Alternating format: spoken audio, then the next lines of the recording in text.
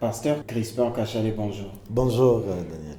Vous êtes acteur socio-politique de la ville de Bukavu. 16 janvier 2001, aujourd'hui nous sommes le 16 janvier 2025. Il fait de cela 24 ans depuis qu'a été assassiné le président Mzee Laurent Désiré Kabila. Qu'est-ce que nous pouvons retenir de cette date? Je me rappelle le jour de la mort de Mzee Laurent Désiré Kabila. J'étais en Norvège. Je m'appliquais à étudier, à apprendre la langue. Et je viens à la maison et puis sur la télévision, je viens de voir une bande-annonce, la mort du président congolais. Ce jour-là, j'ai commencé un deuil, personnellement, parce que Kabila, pour moi, c'était une référence.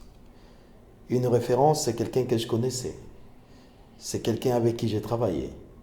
Et il était pour moi une personne qui marquait la rupture.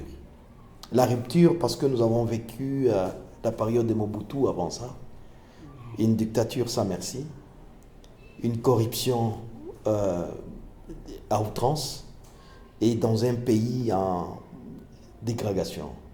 Parce que, comme vous le savez, Mobutu avait reçu un pays clé à la main depuis 60 avec l'indépendance et il a mené ce pays pendant 32 ans sans construire une route, sans développer une infrastructure.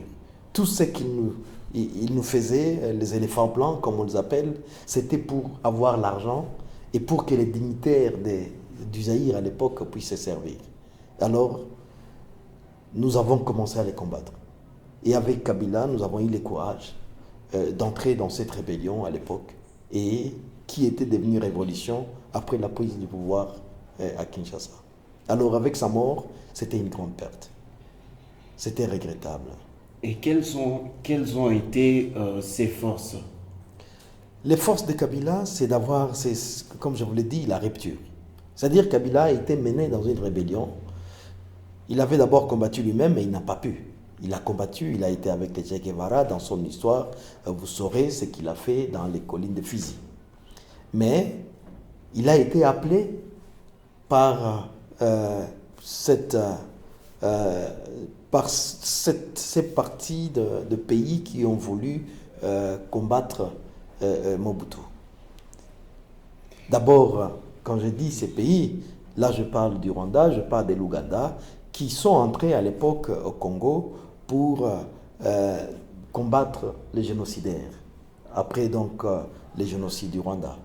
Mais en fin de compte, ils ont constaté que le terrain était fragile et qu'il y avait une possibilité d'avancer.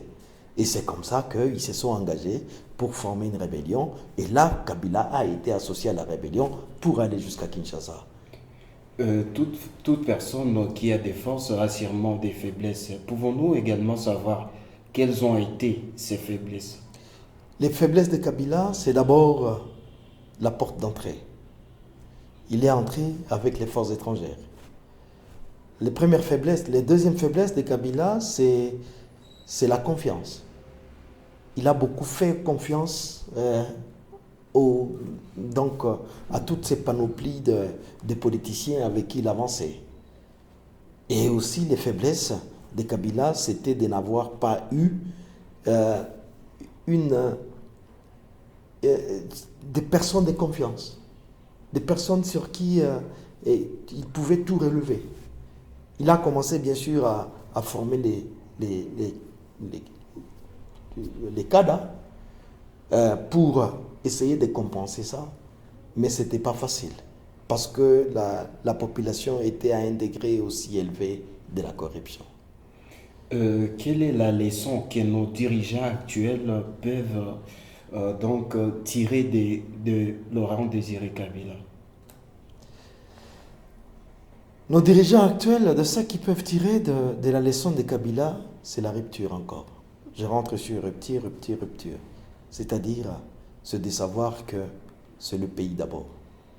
Et donc, ils peuvent beau être arrivés au pouvoir avec des compromissions, mais ils doivent se rappeler qu'ils ont la possibilité de couper court de faire une rupture totale et revenir à rechercher le bien-être du Congo et des Congolais.